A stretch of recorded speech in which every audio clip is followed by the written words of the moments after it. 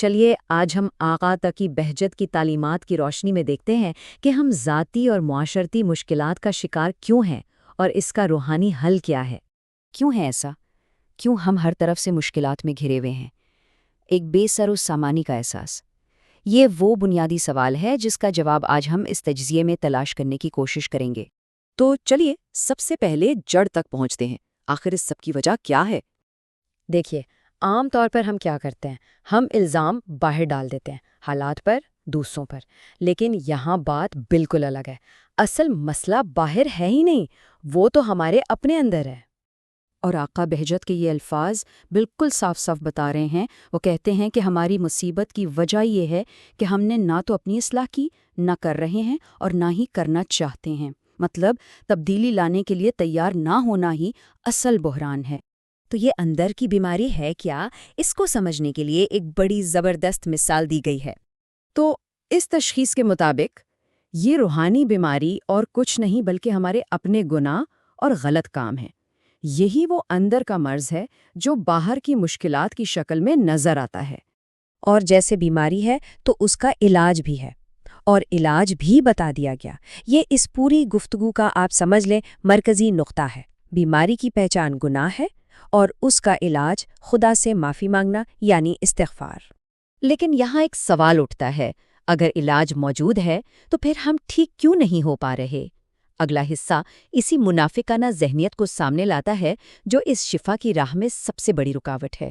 مسئلہ یہ ہے کہ ہم ایک دوہرے معیار کے ساتھ جی رہے ہیں، ایک عجیب سا تضاد ہے جو کسی بھی حل کو روک دیتا ہے۔ ہمارے اپنے لیے اصول اور ہیں اور دوسروں کے لیے بالکل الگ۔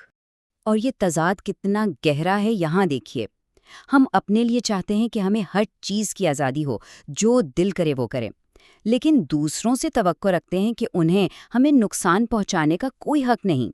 ہم دوستوں سے جیسا مرضی سلوک کریں، لیکن دشمن کو قابو میں رہنا چاہیے۔ یہ جو دوگلی سوچ ہے نا، یہی ہمیں کہیں پہنچنے نہیں دیتی۔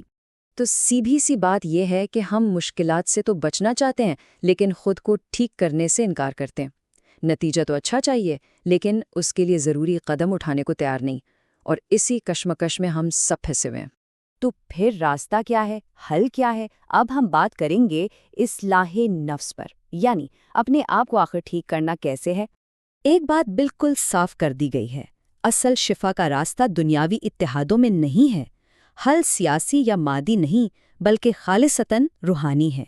یہ باہر لوگوں سے رشتے جوڑنے کے بجائے اندر اپنے خدا سے رشتہ جوڑنے کا نام ہے۔ تو یہ راستہ دکھتا کیسا ہے؟ اس کی کچھ بالکل صاف مراحل ہیں۔ سب سے پہلا قدم یہ مان لینا کہ ہمارے اپنے اعمال ہی اصل وجہ ہیں۔ دوسرا، پھر ان پر توبہ کرنا اور معافی مانگنا یعنی استغفار۔ تیسرا قدم، اس کے بعد پوری طرح خدا کی طرف پلٹ جانا۔ اور چوتھا، اس کے ساتھ اپنے تعلق کو مسلسل مضبوط کرتے جانا۔ لیکن اس سفر میں، اس راستے میں سب سے بڑی رکاوٹ کیا ہے؟ کون ہے؟ حدیث کے مطابق وہ ہمارا اپنا نفس ہے، ہماری اپنی خواہشات۔ مطلب اصل جنگ باہر نہیں بلکہ اپنے ہی اندر لڑنی ہے۔ تو جب کوئی اپنے اندر کی جنگ جیت لیتا ہے، خود کو درست کر لیتا ہے، تو اس کا نتیجہ کیا ہوتا ہے؟ آخری حصے میں ہم دیکھیں گے کہ اس کا حتمی حل کیا ہے، اور یہ کہ خدا کافی کیسے ہو جاتا ہے۔ چلیے اس بات کو ایک بڑے دلچسپ کہانی سے سمجھتے ہیں۔ یہ کہانی دو بدھ مت کے ماننے والوں کی ہے جو چھپ کر کوئی گناہ کرنا چاہتے تھے۔ تو انہوں نے ایک بالکل ویران کمرہ ڈھونڈ لیا۔ ان کا خیال تھا کہ یہاں انہیں کوئی بھی نہیں دیکھ سکتا۔ کمرے کے اندر جا کر ان میں سے ایک کی نظر ایک مجسمے پر پڑی، ان کے جھوٹے خدا کا مجسمہ۔ اس نے فوراً اس کی آنکھوں پر کپڑا ڈال دیا۔ کیوں؟ تاکہ وہ انہیں دیکھ نہ سکیں۔ اور یہاں ایک بہت گہرا سوال پیدا ہوتا ہے۔ انہوں نے تو اپنے جھوٹے خدا کی نظروں سے بچنے کے لیے اس کی آنکھیں ڈھک دیں۔